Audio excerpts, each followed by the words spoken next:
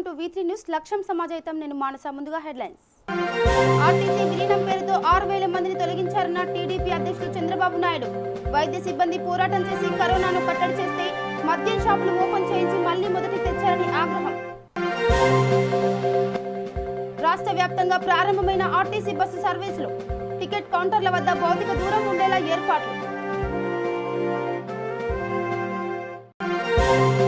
Out sourcing ఉద్యోగులకు time scale వర్తింపు చేయాలని కోరుతూ సిఐటియు ఆధ్వర్యంలో ధర్నా. ఎన్నికల సమయంలో ముఖ్యమంత్రి జగన్మోహన్ రెడ్డి ఇచ్చిన హామీ మేరకు ఉద్యోగ భద్రత కల్పించాలని డిమాండ్. భక్తులకు తీపి కబురు అందించిన టీటీడీ. కోరినన్ని లడ్డులను అందించేందుకు రంగం సిద్ధం చేస్తున్నట్టు వెల్లడి.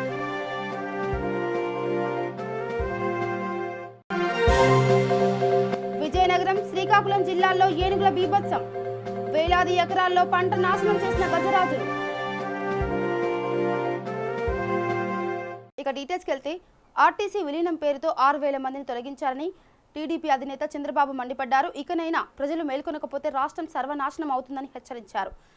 టీడీపీ పోరాటానికి ప్రజలు సహకరించాలని కోరారు.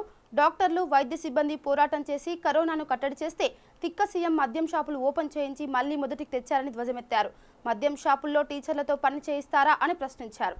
ఉద్యోగులకు జీతాలు ఎలా కట్టేస్తారు, వాళ్ళు ఎలా జీవించాలని నిలదీశారు. రాష్ట్రం లోటు బడ్జెట్లో ఉన్న ఉద్యోగులకు 43% ఫిట్మెంట్ ఇచ్చారని చంద్రబాబు గుర్తు చేశారు.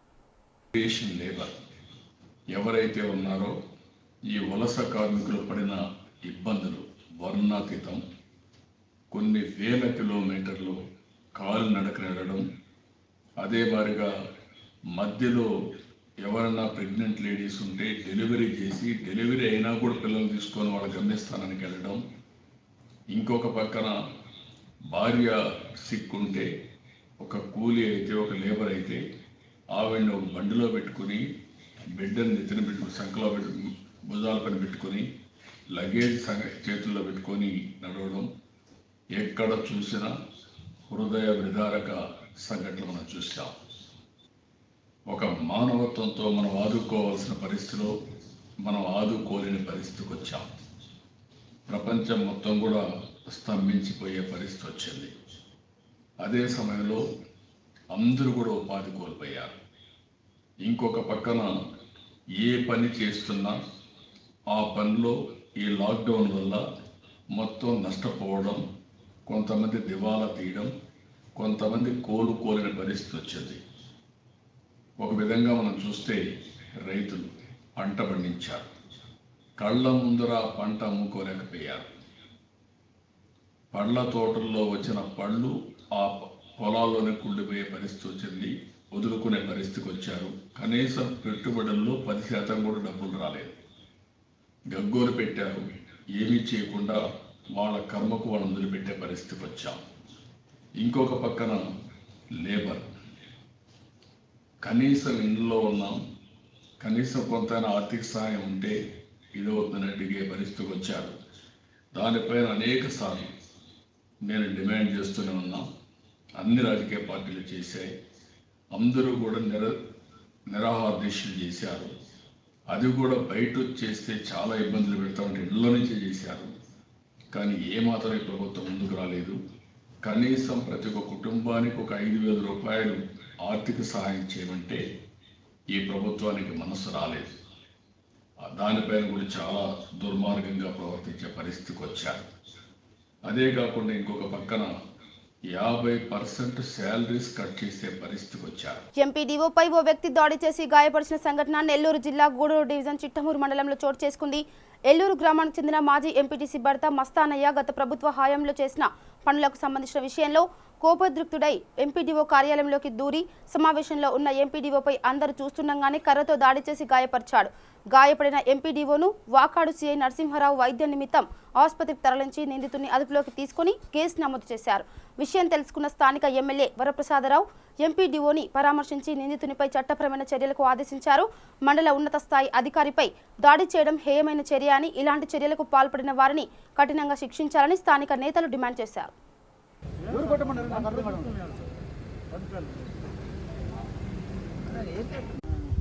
కర్రతో కొడితే మాకు కడుపు మండిపోయి నేను ఆపా మీ ముందే. అవును సార్, ఈరోజు కొట్టారో రేపు కాల్ చేస్తారు.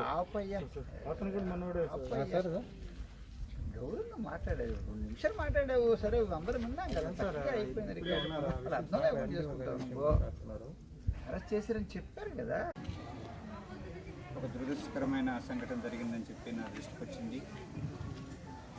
ఎవరో చెప్పడం కూడా ఏమి చెప్పి చేశారంటే, అంటే ముందు అతను ఏం చేశాడో నేను చెప్తాను.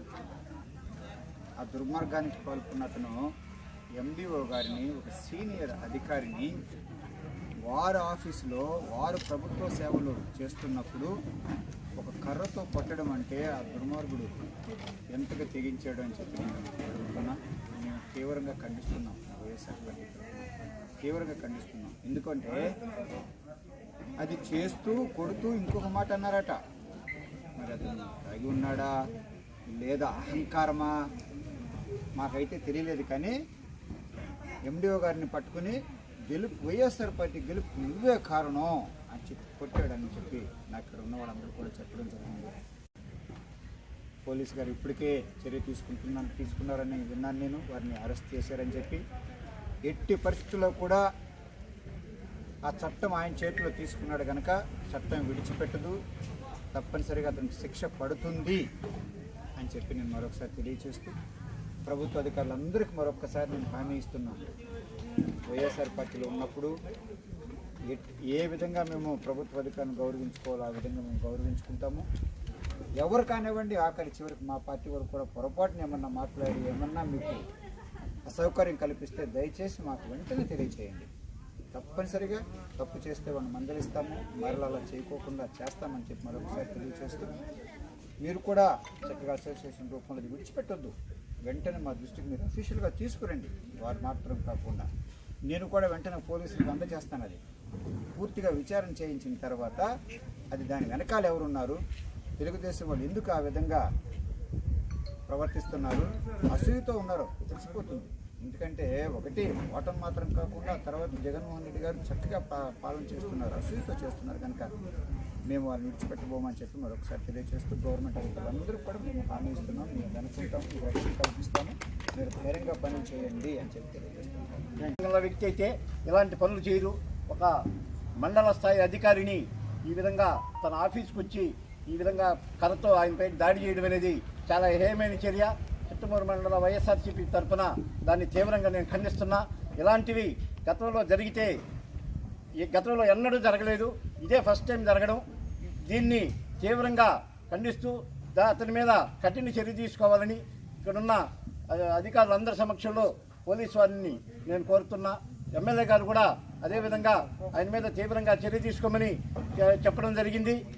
ఇలాంటివి ఇంకెప్పుడు జరగకూడదని, జరగనివ్వమని మా వైఎస్ఆర్ కాంగ్రెస్ పార్టీ తరఫున ఆఫీసర్లందరికీ కూడా ఈ విషయం క్షమించమని వాళ్ళందరినీ కోరుకుంటూ సెలవు తీసుకుంటాం. సురేష్ బాబు గారు మీటింగ్ ఇక్కడ ఏర్పాటు చేశారు పరిశుభ్రత గురించి. అదే టైంలో ఎల్లూరుకు సంబంధించిన ఒక అతను వచ్చి డైరెక్ట్గా కర్ర తీసుకొని వచ్చి ఏం మాట్లాడకుండా నాకు రావాల్సిన పేమెంట్స్ నాకు రాలేదు, నీ వల్లే రాలేదు అని చెప్పేసి కర్రతో ఆయన కొట్టడం జరిగింది. దాని తర్వాత ఎవరెవరో ఒక 3 పేర్లు పెట్టారు. అదంతా మాకు సంబంధం లేదు, మేము గవర్నమెంట్ సర్వెంట్స్మి. కాకపోతే రాజకీయంగా వచ్చి అతను ఎవరో ఫోర్స్ చేస్తే ఎవరో పంపించి అతన్ని కొట్టించారు. దీన్నంతా మేము ఖండిస్తున్నాం. ఈ మాదిరిగా అయితే మేము ఉద్యోగాలు చేయలేము. మాకు రక్షణ కల్పించవలసిందిగా గౌరవ ఎమ్మెల్యే గారిని కోరుతున్నాను. చిట్టమూరు మండలం నుంచి మేము కోరుకుంటున్నాము. రాష్ట్ర వ్యాప్తంగా ఆర్టీసీ బస్సు సర్వీసులు ప్రారంభమయ్యాయి. 436 రూట్లలో 1683 బస్సులు రోడ్డెక్కాయి. 2 నెలల తర్వాత ఆర్టీసీ బస్టాండ్లు కలకలలాడుతున్నాయి. బస్టాండ్లలో మాస్కులు లేని ప్రయాణికులను హెచ్చరిస్తున్నారు ఆర్టీసీ సిబ్బంది. టికెట్ కౌంటర్ల వద్ద భౌతిక దూరం ఉండేలా ఏర్పాట్లు చేశారు. డ్రైవర్లు ఇతర సిబ్బందిని పరీక్షలు చేసిన తర్వాతే విధుల్లోకి అనుమతిస్తున్నారు.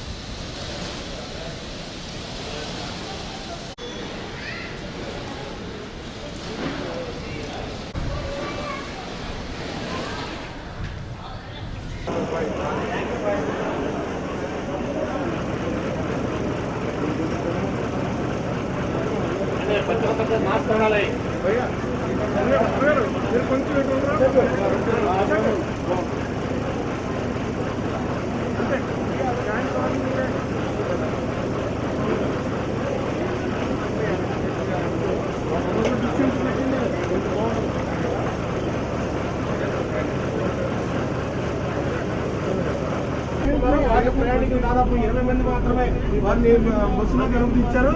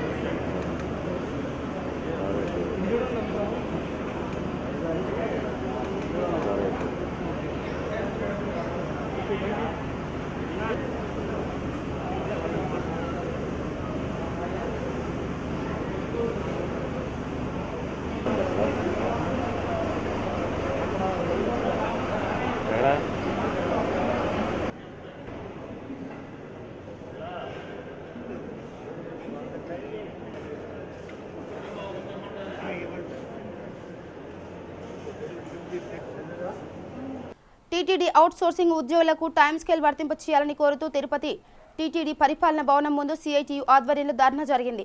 ఎన్నికల సమయంలో ముఖ్యమంత్రి జగన్మోహన్ రెడ్డి ఇచ్చిన హామీ మేరకు తమకు ఉద్యోగ భద్రత కల్పించడంతో పాటు టైం స్కేల్ అమలు చేయాలని అవుట్ సోర్సింగ్ ఉద్యోగులు నల్ల మాస్కులు ధరించి ప్లకార్డులతో నిరసన వ్యక్తం చేశారు. ఈ మేరకు టీటీడీ వెంటనే చర్యలు తీసుకోవాలని డిమాండ్ చేశారు.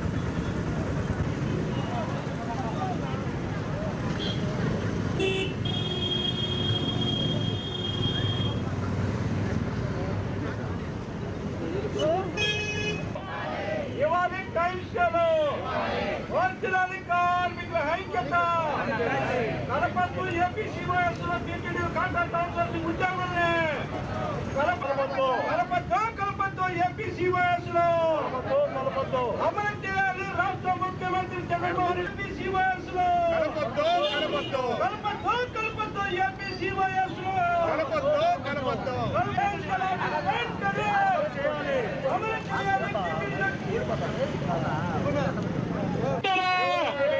అమలు చేయాలి. టీటీడీలో టైం స్కేల్ వెంటనే అమలు చేయాలి. ముఖ్యమంత్రి కల్పద్దు ఏపీసీ వయసులో ఏపీసీ వయసులో వర్ధిల్లాలి కార్మికుల ఐక్యత.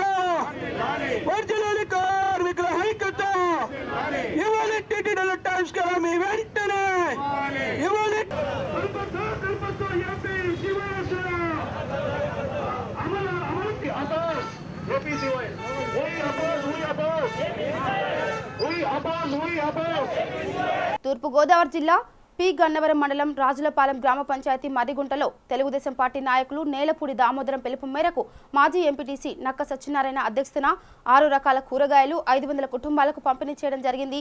ఈ సందర్భంగా కిరణ్ కుమార్, నక్క సత్యనారాయణలు మాట్లాడుతూ తెలుగుదేశం కుటుంబ సభ్యుల తరఫున ఈ సహాయం చేయడం ఆనందాన్నిస్తుందని అన్నారు. ఈ కార్యక్రమంలో ఎంపీటీసీ అభ్యర్థి నేలపూడి దామోదర్, మండల తెలుగు యువత మాజీ ఉపాధ్యక్షుడు నక్క సునీల్ రాజు తదితరులు పాల్గొన్నారు.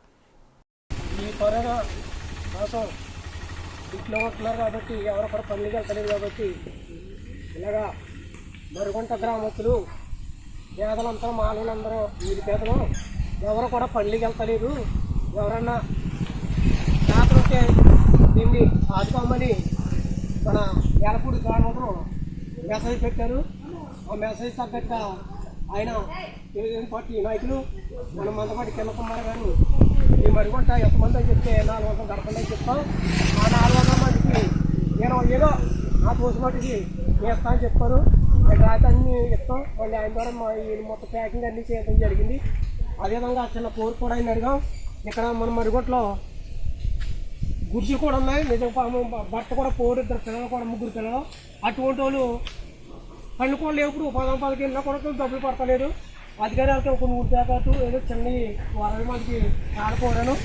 మరి ఆయన త్వరలోనే నేను అవి కూడా చేస్తున్నాను. పట్టుకోవడానికి అవి కూడా చేయమని కోరుకుంటూ మరి ఈయన ఇంత సాయం చేయనందుకు మనం మరుగుంట తరఫున మీ ప్రాంతాలందరూ కూడా తెలుపుకుంటూ మరి అన్ని లాక్డౌన్ కారణంగా తిరుమలకు వెళ్లలేని భక్తులకు తీపి కబురు అందించింది టీటీడీ. కరోనా కారణంగా వెంటనే దర్శన అవకాశం లేకపోయినా కోరినన్ని లడ్డూలను అందించేందుకు గాను రంగం సిద్ధం చేస్తుంది.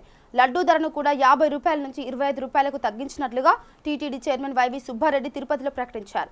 ఏపీలోని ప్రతి జిల్లాలో ఉన్న టీటీడీ కళ్యాణ మండపాల్లోనూ టీటీడీ సమాచార కేంద్రాల్లోనూ లడ్డూలను అందుబాటులోకి తీసుకువస్తున్నట్టు ప్రకటించారు. ప్రస్తుతం టీటీడీ రోజుకి 3 నుంచి 4 లక్షల లడ్డూలు తయారు చేస్తుందని, వాటిని భక్తులకు తగ్గింపు ధరకు అందజేస్తామని తెలిపారు. తిరుమలకు రాలేని భక్తులు ఈ హుండీ ద్వారా స్వామివారికి ఆన్లైన్లో నగదు మొక్కులు చెల్లించాలని కోరారు. తిరుమలలో దర్శనాలు ఎప్పుడు మొదలవుతాయి అనేది ఇప్పుడే చెప్పలేమన్నారు. త్వరగా ఇప్పుడు తీయించాలని మమ్మల్ని రిక్వెస్ట్ చేస్తున్నారు. కానీ మన చేతిలో లేని పని ఆ స్వామివారే సంకల్పించాలి. ఎప్పుడు దర్శన భాగం కల్పించాలి అనేది మాత్రమే సమాధానం చెప్తున్నాం. కానీ భక్తులకి ఏదో ఒక విధంగా దర్శనాలు కల్పించకపోయినా స్వామివారి ప్రసాదాలైనా చేర్చే కార్యక్రమం చేద్దాం. అట్లీస్ట్ దానికి కొంతమంది ఏర్పాటు చేసే కార్యక్రమం చేయాలని ఈరోజు మా ఈఓ గారితో సంబంధిత అధికారులతో మాట్లాడటం జరిగింది. ఎందుకంటే మనకు మామూలుగా ఈ ఉండి ఆదాయం అంటే ఆన్లైన్లో డబ్బులు పంపించే ఆదాయం ప్రతి నెల 2019 ఏప్రిల్ నెలలో 1,79,00,000 వచ్చింది. 1.79 కోట్స్, అదే 1,79,00,000. సో అదేవిధంగా ఈ సంవత్సరం కూడా భక్తులకు దర్శనాలు ఆపేసిన మనకి 1.97 crores వచ్చింది. అదనంగా 18 లక్షలు వచ్చింది. అంటే ఈ విధంగా స్వామివారికి వాళ్ళు సమర్పించాలన్న ముడుపుల విషయంలో భక్తులు ఏ విధంగా దర్శనాలు కల్పించలేకపోయినా కూడా ఈ పరిస్థితుల్లో కూడా వాళ్ళు చేస్తున్నారు. కాబట్టి మనం కూడా శ్రీవారి దర్శనానికి రాలేకపోయినా ప్రసాదాల ద్వారా వాళ్ళకు కొంచెం స్వామివారి ఆశీస్సులు అందే విధంగా ఏర్పాట్లు చేయాలని ఈరోజు నిర్ణయం తీసుకోవడం జరిగింది. దాన్ని ఏ విధంగా చేయాలి అనేది మామూలుగా అయితే మనకి భక్తులు, సామాన్య భక్తులు నడిచి వచ్చిన వాళ్ళు కానివ్వండి, ధర్మదర్శనానికి వచ్చిన వాళ్ళు కానివ్వండి, అందరికీ మనం ఈ మధ్య కాలంలోనే మా ప్రభుత్వం అధికారంలోకి వచ్చినాక ఉచితంగా లడ్డు ఇచ్చే కార్యక్రమం కూడా పెట్టాం.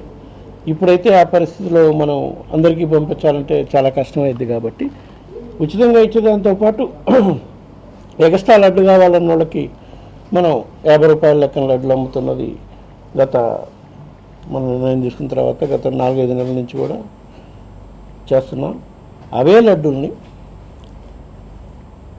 రేటు తగ్గించేసి 25 రూపాయలకి భక్తులకి అందించే విధంగా ఎవరెవరు ఆర్డర్ చేసుకు. విజయనగరం, శ్రీకాకుళం జిల్లాలను ఏనుగులు వణికిస్తున్నాయి. ఏనుగుల గుంపులు పంట చేలను నాశనం చేయడంతో పాటు అప్పుడప్పుడు మనుషులపై కూడా దాడి చేసి చంపేస్తున్నాయి. విజయనగరం జిల్లా పార్వతీపురం అటవీ రేంజ్ పరిధిలో ఏనుగులు స్వైర విహారం చేస్తున్నాయి. ఒడిశాలోని లఖేరి అభయారణ్యం నుంచి 8 ఏనుగుల గుంపు విజయనగరం వచ్చి జిల్లాలో వేలాది ఎకరాల్లో పంటలను నాశనం చేశాయి. ఏనుగులు ఎక్కువగా సంచరిస్తున్న కురుపాం, పార్వతీపురం, కొమరాడ, జియమ్మవలస, గరుగుబిల్లి మండలాల్లోని 40 గ్రామాల్లో పంట నష్టం ఎక్కువగా ఉంది. ఏనుగుల వల్ల ఉద్యాన పంటలైన అరటి, బొప్పాయి, జామ తోటలతో పాటు వరి, చెరుకు, కూరగాయలు పండించే రైతులు తీవ్రంగా నష్టపోతున్నారు.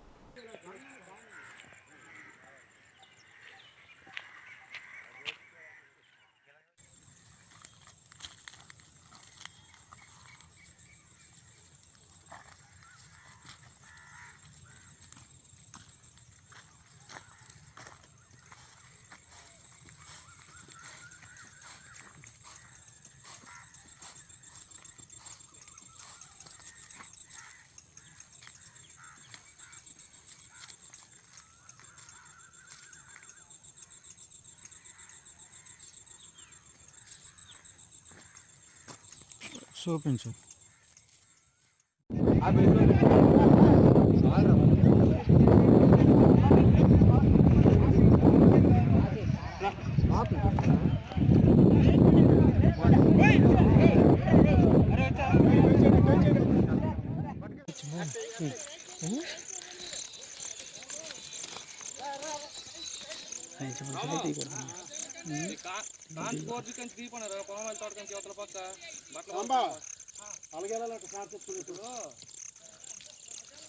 నెల్లూరు జిల్లాలో తేనెటీగలు ప్రజలను ఉక్కిరిబిక్కిరి చేస్తున్నాయి. ఆత్మకూరు ప్రాంతంలో ఉన్న మార్కెట్ సమీపంలో ఓ ఇంటి వద్ద ఉన్న తేనె పట్టుతో స్థానికులు ఇబ్బందులు పడుతున్నారు. మార్కెట్ ఉండడంతో అధికంగా ప్రజలు వస్తుంటారు. ఈ తేనెటీగల కారణంగా స్థానికులు ఇబ్బందులకు గురవుతున్నారు. అధికారులు స్పందించి ఈ తేనె పట్టును తొలగించాలని స్థానికులు కోరుతున్నారు.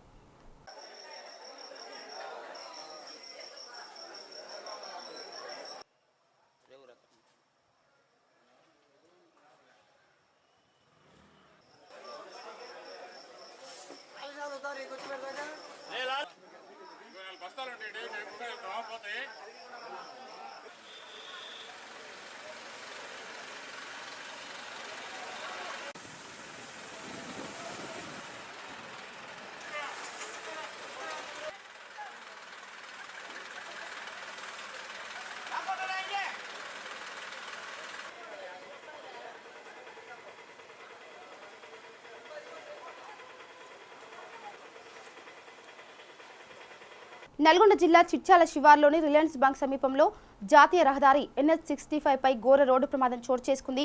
ఆగి ఉన్న లారీని వెనక నుంచి కారు ఢీకొన్న ఘటనలో 3 అక్కడికక్కడ మృతి చెందారు.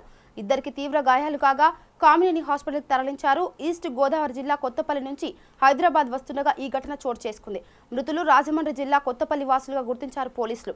ప్రమాద సమయంలో కారులో మొత్తం 8 మంది ప్రయాణికులు ఉన్నట్టు సమాచారం.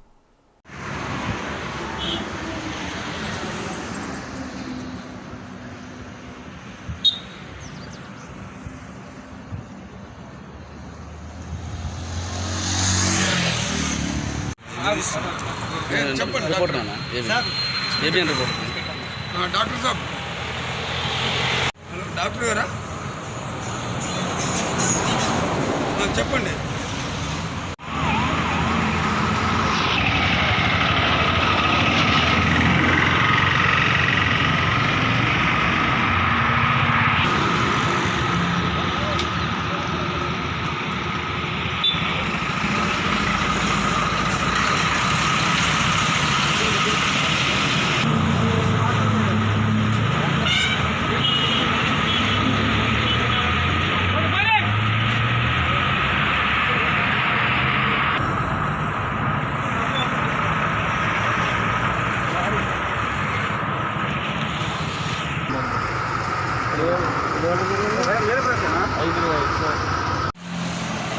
చిట్యాల మండలం ఒట్టిమర్తి గ్రామ శివారులో నేషనల్ హైవే నెంబర్ 65 మీద ఈ ఐకేపీ సెంటర్ కొరకు నుంచి వడ్లు వచ్చినవి రైస్ మిల్లో అన్లోడ్ చేయడం కొరకు రోడ్డు దించే పెట్టారు వాళ్ళు.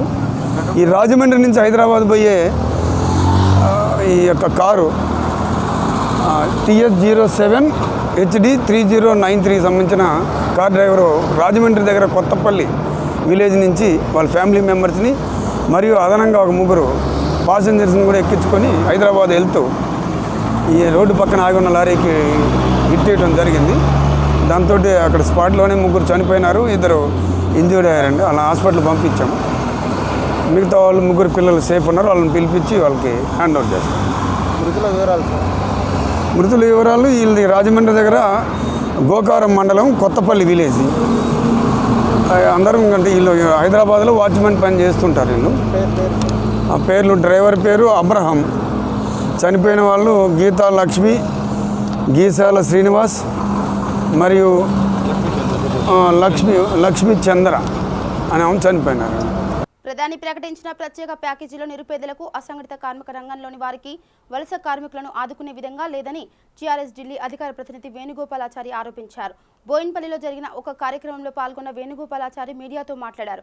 ఈ సందర్భంగా ఆయన మాట్లాడుతూ కేంద్ర ప్రభుత్వం రాష్ట్రాలను చిన్నచూపు చూస్తుందని, ఇది సమైక్య స్ఫూర్తికి విఘాతం కలిగిస్తుందని అన్నారు.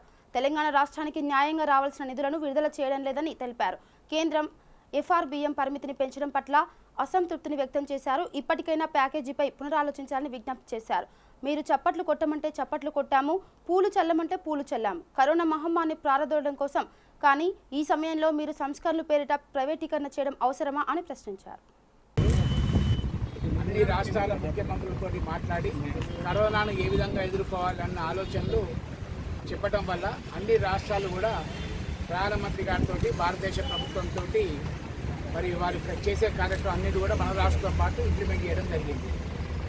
మరి పదే మన రాష్ట్ర ముఖ్యమంత్రి గౌరవనీయులు కల్వకుంట్ల చంద్రశేఖరరావు గారు మరి తెలంగాణలో ఆర్థిక పరిస్థితి బాగాలేదు, ఆర్థిక మాంద్యం ఉండటం వల్ల ఈరోజు వచ్చే ఆదాయం కూడా రావటం లేదు కనుక ఇక్కడ కాపాడాలి, కొంచెం అప్పు ఇచ్చే సౌకర్యం పెంచాలని చెప్పి పదే చెప్పినప్పటికీ కూడా FRBM పరిమితి పెంచకుండా మొన్న ప్యాకేజీలో పరిమితి పెంచి ఈరోజు ప్రకటన చేయడం జరిగింది. ఆ పరిమితి కూడా ఈరోజు ప్రపంచ బ్యాంక్ కానీ, నాబార్డు కానీ, జర్మనీ సంస్థలు కానీ, ఏ అయితే విదేశీ సంస్థలు ఆ రాష్ట్రాలకు కానీ దేశాలకు కానీ పెట్టుబడి ఇస్తాదో అటువంటి కండిషన్లు పెట్టి ఈరోజు FRBM పరిమితి ఈరోజు పెంచడం రాష్ట్రాల శ్రేయస్సుకు మంచిది కాదు, ఫెడరల్ రాజ్యాంగ స్ఫూర్తికి విరుద్ధం. ఈరోజు తెలంగాణ ఈరోజు ఎన్నోసార్లు చెప్తున్నాం, గత మోడీ ప్రభుత్వం మొదటి టర్మ్లో కూడా ఎన్డీఏ ప్రభుత్వంలో కానీ, రెండో ఎన్డీఏ ప్రభుత్వంలో కానీ చెప్పడం జరిగింది. మనకు రావాల్సిన డబ్బులు ముఖ్యంగా వెనుకబడ్డ ప్రాంతాల కింద 450 కోట్ల రూపాయలు, అదేవిధంగా న్యూట్రిషన్ గ్రాంట్స్ కింద 170 కోట్ల రూపాయలు, మరి 14 ఫైనాన్స్ కమిషన్ కింద 785 కోట్ల రూపాయలు. ఇవి కాకుండా GST నుండి మిగిలిన డబ్బు రావడానికి ఈరోజు రిలీజ్ చేయలేదు. అదేవిధంగా ఈరోజు సెంట్రల్ స్పాన్సర్డ్ స్కీమ్స్ దాదాపు 7,000 కోట్ల రూపాయలు రిలీజ్ చేయలేదు. మరి ఇవన్నీ కూడా తెలంగాణకు రీఆర్గనైజేషన్ యాక్ట్ ప్రకారంగా రావాలి. మనం ఎవరిని దేయి అడటం లేదు. తెలంగాణ ప్రాంత ప్రజల హక్కు, మన జనాభా ప్రకారంగా మనకు రావాల్సిన డబ్బు కూడా ఈరోజు కేంద్ర ప్రభుత్వం ఇవ్వటం లేదు. చివరికి కేంద్ర ప్రభుత్వము కరోనా పేరు మీద దేశం మొత్తంలో ఉన్న సంస్థలన్నిటి ప్రైవేటీకరణ చేస్తుంది. ఇప్పటికే ఎయిర్ ఇండియా ప్రైవేటీకరణ దిశ అడిగింది. అదేవిధంగా ఈరోజు GST పెట్టి రాష్ట్రాల ఆదాయాన్ని కొల్లగొట్టింది. అదేవిధంగా ఈరోజు డిమానిటేషన్ పెట్టి ట్రేడ్ కానీ, అదేవిధంగా ఈరోజు వ్యాపారాన్ని దెబ్బతింది. మరి ఈరోజు విద్యుత్ రంగంలో కూడా ప్రైవేటు పెట్టేసి ప్రైవేటు సప్లై చైన్, టోటల్ దేశవ్యాప్తంగా సప్లై చైన్ కూడా ప్రైవేటీకరణ కొరకు ముందు చెప్తున్నది. కరోనా నేపథ్యంలో ఈ సంస్కరణలు అవసరమా అని చెప్పి సంవత్సరంగా భారతదేశ ప్రధానమంత్రి అడుగుతున్నాం. ఇక బులెటిన్ ముగించే ముందు హెడ్లైన్స్ మరోసారి. ఆర్టీసీ విలీనం పేరుతో 6,000 మందిని తొలగించారన్న టీడీపీ అధ్యక్షుడు చంద్రబాబు నాయుడు. వైద్య సిబ్బంది పోరాటం చేసి కరోనాను కట్టడి చేస్తే మద్యం షాపులు ఓపెన్ చేయించి మళ్లీ మొదటి తెచ్చారని ఆగ్రహం. రాష్ట్ర వ్యాప్తంగా ప్రారంభమైన ఆర్టీసీ బస్సు సర్వీసులు, టికెట్ కౌంటర్ల వద్ద భౌతిక దూరం ఉండేలా ఏర్పాట్లు. టీటీడీ అవుట్ సోర్సింగ్ ఉద్యోగులకు టైం స్కేల్ వర్తింపు చేయాలని కోరుతూ CITU ఆధ్వర్యంలో ధర్నా. ఎన్నికల సమయంలో ముఖ్యమంత్రి జగన్మోహన్ రెడ్డి ఇచ్చిన హామీ మేరకు ఉద్యోగ భద్రత కల్పించాలని డిమాండ్. భక్తులకు తీపి కబురు అందించిన టీటీడీ, కోరినన్ని లడ్డులను అందించేందుకు రంగం సిద్ధం చేస్తున్నట్టు వెల్లడి.